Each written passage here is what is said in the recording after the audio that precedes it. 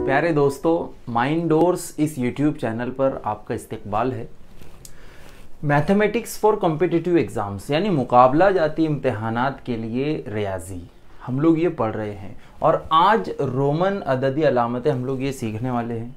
देखिए, अगर आप कोई भी मुकाबला जाती इम्तहान देखो या जैसे फॉर एग्ज़ाम्पल स्कॉलरशिप का इम्तहान हो, टीचर्स एलिजिबिलिटी टेस्ट यानी टीईटी हो, टीएआईटी हो या इस तरह के मुख्तलिफ इम्तहानात जिनमें रियाजी पर क्वेश्चन पूछा जाता है, तो उनमें हमें रोमन अददी अलामतें या रोमन न्यूमेरल्स या रोमन नंबर्स देखने को मिलते हैं।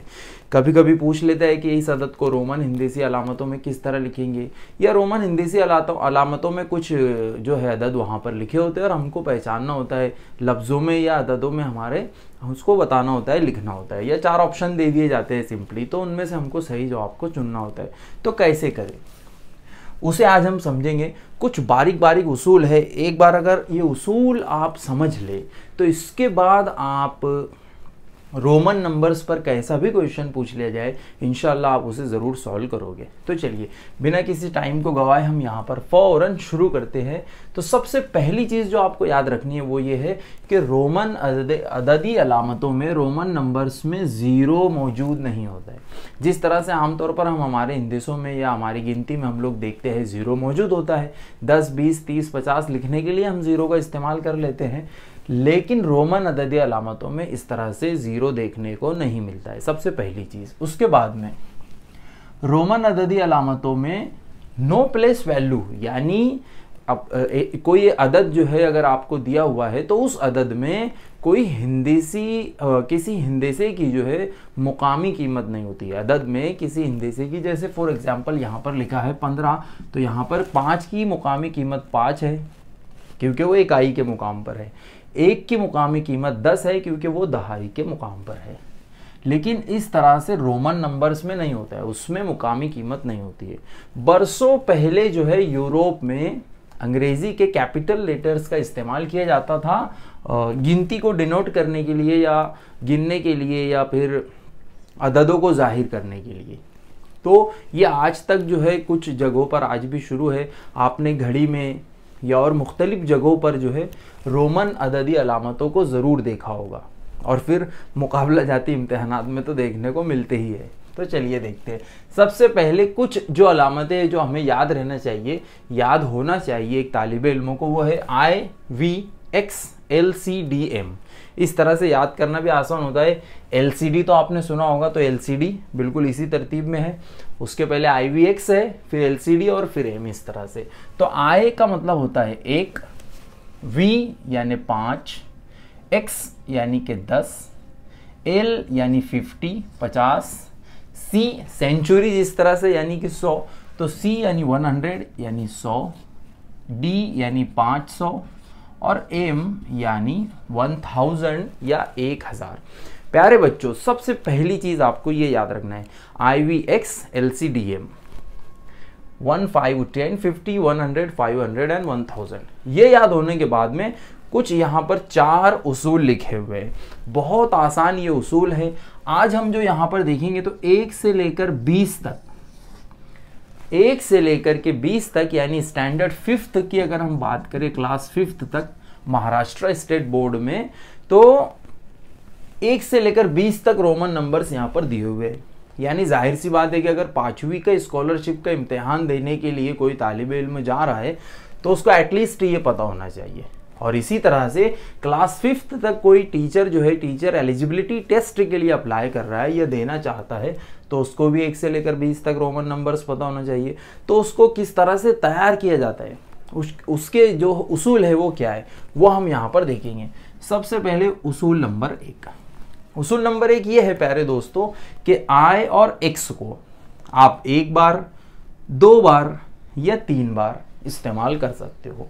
इसी तरह X को भी अगर आपने 1 बार लिखा तो उसकी कीमत रहेगी, जो उसकी कीमत है वही रहेगी, यानी I जिसकी कीमत 1 है।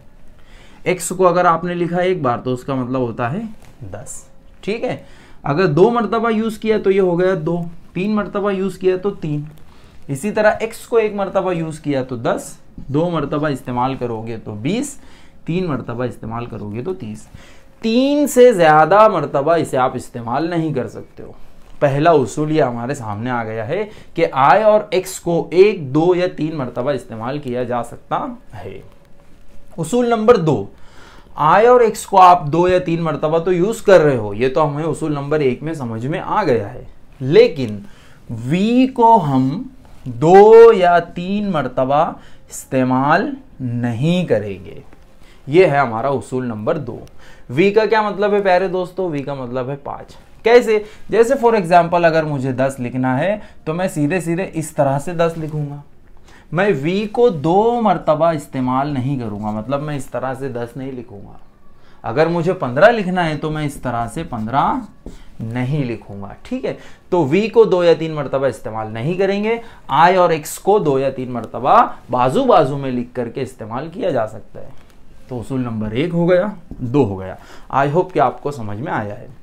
उसूल नंबर 3 क्या है कि बड़े अदद के अगर दाएं जानिब I या V लिखा हुआ है, चाहे I लिखा हो चाहे V लिखा हो, चाहे वो एक बार लिखा हो चाहे 2 बारी या 3 बारी, I या V बड़े अदद के दाएं जानिब, ठीक है, बड़ा अदद जैसे फॉर एग्जांपल V को ही बड़ा अदद मान लो या X को थोड़ी देर के लिए बड़ा अदद मान लो, तो अगर X के दाएं जानिब यानी सीधे हाथ की तरफ ये I लिखा है तो हम क्या करेंगे, उसको बड़े अदद में जमा करके या मिला के पढ़ेंगे।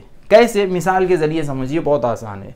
ये हमने बड़ा अदद थोड़ी देर के लिए माना 5, ठीक है, तो 5 के सीधे हाथ की तरफ I लिखा हुआ है, यानी V के सीधे हाथ की तरफ I लिखा है, तो ये V यानी कि 5, V यानी कि 5, I यानी कि 1, तो 5 और 1 ये हो गया 6, 5 और ये 2 मतलब 7, 5 और 3 मतलब ये 8 लिखा हुआ है प्यारे दोस्तों।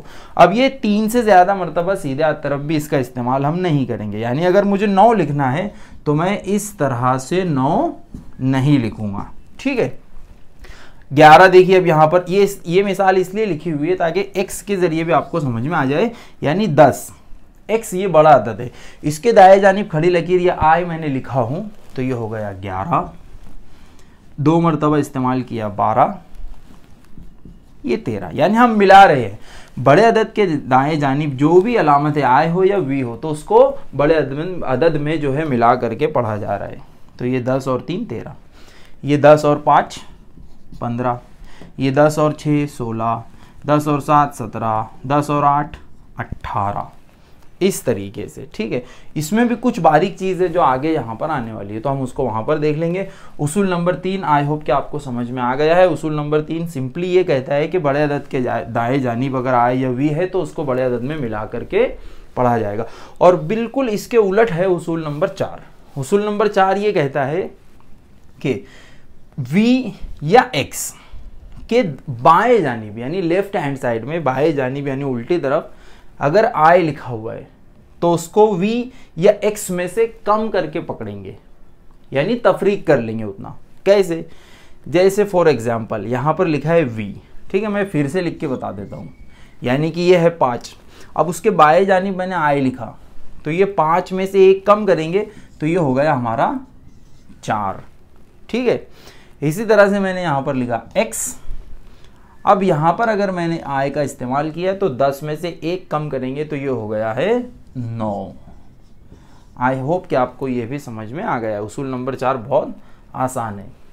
अब ये तो है 4 उसूल, इसके अलावा कुछ बारीक बारीक चीज़ें होती है जिनको हम यहाँ पर देख लेते हैं। जैसे अदद 8 को इस तरह से नहीं लिखते, यानी कि हमने 10 लिखा और 10 में से 2 कम कर लिया, बाएं तरफ लिखा यानी कम कर लिया, तो ये 8 है क्या? नहीं, इस तरह से हम 8 नहीं लिखेंगे। तो इसका मतलब क्या हुआ कि बाएं जानिब I का इस्तेमाल हम सिर्फ एक बार करते हैं 9 लिखने के लिए। ठीक है, फिर 8 को कैसे लिखेंगे? तो 8 को हम लिखेंगे 5 जमा 3, यानी कि इस तरह से। ठीक है, ये 5 है और ये बाजू में 3 है, 5 में हम 3 को मिला लेंगे तो वो हो जाएगा 8। 14 और 19 के अदद किसी कदर मुख्तलिफ तरीके से लिखे जाते हैं, यानी हमने जो यहाँ पर पढ़ा है तो उससे थोड़ा सा डिफरेंट, थोड़ा सा मुख्तलिफ है 14 और 19 को लिखने का तरीका। कैसे? तो देखिए, अभी जब मैं 14 लिख रहा हूँ तो 14 को हम कैसे समझेंगे? 10 + 1 + 1 + 1 + 1। ठीक है, अब अगर इसको मैं लिखता हूं तो वो ऐसा हो जाता है, कैसा हो जाता है, ये 10, ये 11, ये 12, ये 13 और ये 14। तो क्या हम ऐसा लिखेंगे कि प्यारे बच्चों? नहीं। क्यों? क्योंकि उसूल नंबर एक याद करिए, ये जो खड़ी लकीर है इसको हम ज्यादा से ज्यादा 3 मरतबा इस्तेमाल कर सकते हैं। हमने उसूल नंबर 2 में भी ये बात देखी थी, उसूल नंबर 3 में भी हमने ये बात देखी थी कि दाएं जानिब यूज किया जाता है खड़ी लकीर का यानी कि आय का, लेकिन ज्यादा से ज्यादा 3 मरतबा। तो ये हो गया गलत। तो फिर हम 14 को लिखे कैसे? तो 14 को हम इस तरह से लिखेंगे, यानी कि 10 + 4 यानी कि x, 10 को हम x लिखते हैं और 4 को हम इस तरह से लिखते हैं। तो ये हो गया 14। ये 14 लिखने का तरीका हुआ। 19 को 10 + 9 के तौर पर इस तरह से लिखेंगे, यानी कैसे? 10 + 9, तो ये हो गया 10 और ये हो गया 9। यहां पर कुछ बच्चे गलती कर सकते हैं, इसलिए इसको अच्छी तरह से देखिए। 10 + 9 इस तरह से 19 को लिखा जाएगा, ठीक है, और 14 को 10 + 4 इस तरह से लिखा जाएगा। अब आ जाते हैं हम आखिरी हिस्से में। 20 तक अदद लिखने के लिए पहले उस अदद को 10, 5 और 1 के ग्रोहों में तकसीम करते हैं और फिर ऊपर के उसूलों के मुताबिक अलामतें इस्तेमाल करते हैं। ये बहुत इंपॉर्टेंट और बहुत ही इंटरेस्टिंग बात है। क्या किया जाता है? 20 तक अदद लिखने के लिए क्या करेंगे? देखिए, ये जो है 10, 5 और 1 के ग्रुप बनाएंगे 20 तक अदद लिखने के लिए और फिर ये उसूलों का इस्तेमाल करके उसको लिखेंगे हम। जैसे मैं एक बीच में से रैंडमली कोई एक अदद लेकर पहले बता देता हूं, फिर उसके बाद हम 1 से लेकर के 20 तक रोमन नंबर्स तैयार करेंगे। देखिए यहां पर हम देखते हैं, जैसे मुझे लिखना है 13, तो मैं 10, 5 और 1 के ग्रुप में इसको डिवाइड करूंगा। तो देखिए सबसे पहले 10, तो ये आ गया 10 प्लस, अब ऊपर कितना बचा? 3, तो 10 + 3 हम 13 इस तरह से लिखेंगे। ये 10, 11, 12, 13, ठीक है। यहां पर 1 बाय 1 1 से लेकर 20 तक अब हम लोग तैयार करके देख लेते हैं। तो सबसे पहले यहां पर 1 लिखा है, तो दूसरा मार्कर अगर हम यूज करेंगे तो हमारे लिए ज्यादा बेनिफिशियल रहेगा, ठीक है। तो ये है 1, ये हमने 1 लिखा, आसान है। उसी को बाजू बाजू में 2 बार यूज कर लिया तो 2 बन गया। 3 बार भी हम यूज कर सकते हैं, इसलिए हमने 3 इस तरह से लिखा। 4 बार उसको यूज नहीं कर सकते, इसलिए हम खड़ी लकीर को 4 बार नहीं बनाएंगे। आय को हम 4 मरतबा यूज नहीं करेंगे, बल्कि हम पहले लिखेंगे 5, फिर 5 में से 1 कम किया तो ये बन गया 4। उसूल नंबर 4 का यहां पर इस्तेमाल हुआ है, ठीक है। अब 5 लिखना है, ये तो आसान है, v यानी कि 5। अब 6 लिखना है, 6 लिखने के लिए हम उसूल नंबर 3 का इस्तेमाल करेंगे। सबसे पहले v लिखा, उसके दाएं जानिब मैंने i लिखा, यानी 1 मिला दिया उसमें, तो 5 और 1 6। उसूल नंबर 3 का यहां पर यूज हुआ है। फिर से उसूल नंबर 3 का यूज करेंगे और 7 लिखेंगे, ये 8। अब 9 कैसे लिखेंगे? तो 9 हम लिखेंगे, सबसे पहले 10 लिखा, उसमें से 1 कम कर लिया, तो हो गया 9। उसूल नंबर कौन सा यूज हुआ है? 4, 9 लिखने में भी। उसके बाद ये 10, ये तो कोई उसूल की बात नहीं है, सिंपल है, x यानी कि 10। 11 लिखना है, तो ये 10 और ये 1, 10 + 1 यानी 10 और 1 11। उसूल नंबर 3 यहां पर यूज हो रहा है। ये 12, ये 13, 11, 12, 13। अब 14 किस तरह से लिखेंगे? तो हमने पहले भी उसको सीखा है, 10 + 4 यानी कि 10 और ये 4। 15 भी उसी तरह से, xv यानी कि 15। 16 कैसे लिखेंगे? तो ये 10, ये 5 और ये 1, 6, ठीक है। यानी ये ग्रुप भी यहां पर याद रखिए, 10, 5 और 1 के ग्रुप पहले बन रहे हैं, फिर उसके बाद रोमन नंबर तैयार हो रहा है। 17 कैसे लिखेंगे? 10 + 5 + 2, सीधे हाथ तरफ है यानी जमा हो रही है। 18, 10, 5, 3 या 10 + 8 डायरेक्टली इसे हम ऐसा ज्यादा बेटर लगेगा। 19, तो ये 10 और ये 9, 19 और 20, 10 और 10 20। तो इस तरह से आज हमने जो कुछ भी सीखा है, अगर आप चाहते हो कि ये आपको हमेशा याद रहे तो इसका बहुत आसान तरीका है। आप अपनी लर्निंग को 33% इन्हेंस कर सकते हो। कैसे? तो इसमें जो भी चीज़ें आपको समझी है या समझ में आई है या याद हुई है तो उसको कमेंट करके बताइए, क्योंकि उससे क्या होता है कि लर्निंग ज़्यादा देर पा हो जाती है, 33% जो है वो और बढ़ जाएगी एक तरीके से देखा जाए तो। थैंक्स फॉर वॉचिंग, शुक्रिया।